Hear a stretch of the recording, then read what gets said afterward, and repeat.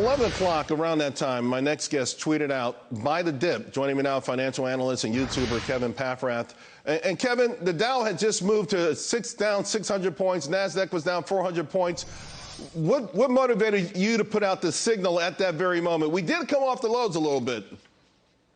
Yeah, hey, Charles. Thank you so much, my fellow buy the dip buddy. Look, man, this market sucks. Everyone's gloomy. Even the bears are in a bad mood because everybody's pointing the finger at everyone else. The chartists are freaking out, saying there's no support left. And frankly, it's gone too far. I think people are fear trading prior to the uncertainty of this Wednesday CPI report. And I think this is the perfect opportunity to buy. Everybody's not really trading companies here. They're trading the fear of Jay Powell that he's going to Paul Volcker us. And it's gone too far.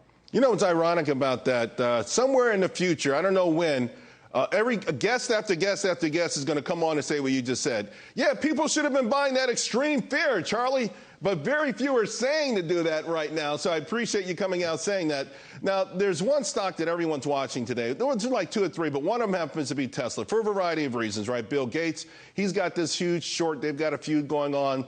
The stock considered a cold favorite amongst many, and some believe this has to fail. We just heard Andrew talk about that. And, of course, there's a Twitter drama, right? And it gets dicey as these Tesla shares become under pressure. Are you still a Tesla bull?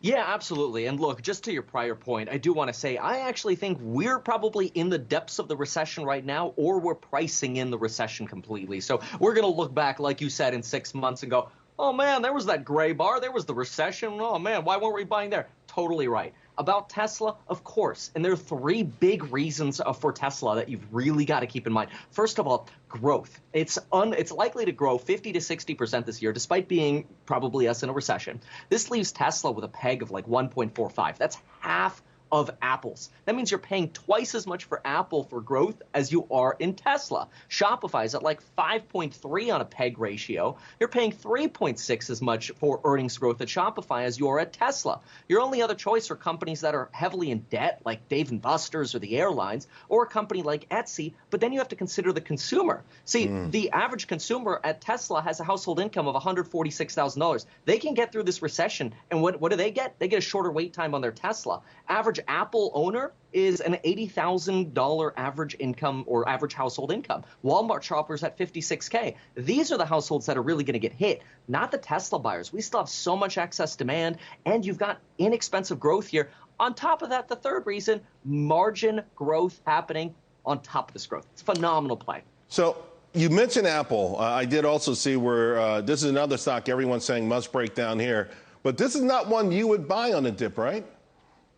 I actually sold it at 169. I sold it. It's been a position that I've had for about 12 years. I'm sad to see Apple go, but I do think we're going to see that hit in consumer discretionary. Obviously, everybody's already been saying that. We've been saying this since kind of January, but I think Apple's the last holdout. The big concern that I had was from the last earnings call from Apple, though, and I tweeted this. I tweeted a screenshot of the earnings call. Tim Cook was asked 3 times. So let's talk about supply. Let's talk about demand. Every time he got asked about demand, 3 times, he completely avoided the question, and they're not giving guidance. I think they know what's coming. They know not only are they going to have that $4 to $8 billion supply hit next quarter or this second quarter here, they're also going to have a big demand hit. So for me, too many tea leaves saying, no, thanks. I'll go over to the company that's saying, yeah, no, we're in a recession and we're going to grow more than Wall Street's forecasting. Yeah, everybody's expecting the supply chain hit. I don't know if there's a lot of folks expecting, to your point, a demand hit. Less than a minute to go. What else are you looking at? Are you buying anything else here? You know, I'm really fascinated by advertising stocks, and I have been kind of up until this morning, and so kind of a dual answer here, right? So I've been interested in Trade Desk as a pure advertising play, or even Google. However, this morning, after reading the Uber email that came out, we're seeing companies are starting to talk about cutting advertising. I don't like to hear that. I'd rather hear that advertising is getting more spent. So I went into my YouTube analytics, and I'm like, well, dang it, my ad rates have been going down the last 28 days. So I'm like, dang it, Charles, now I got to do some more thinking. So maybe Disney? I don't know. I hope their parks crush it. I was there this weekend, so maybe I'm biased, but I'm still a little high on the Disneyland rides. I hear you. Well, congratulations on that. And by the way, they just had finally had a blockbuster. It's been a while for them. Hey, Kevin, you were fantastic. Appreciate it. Thanks a lot. Thanks for having me. Bye.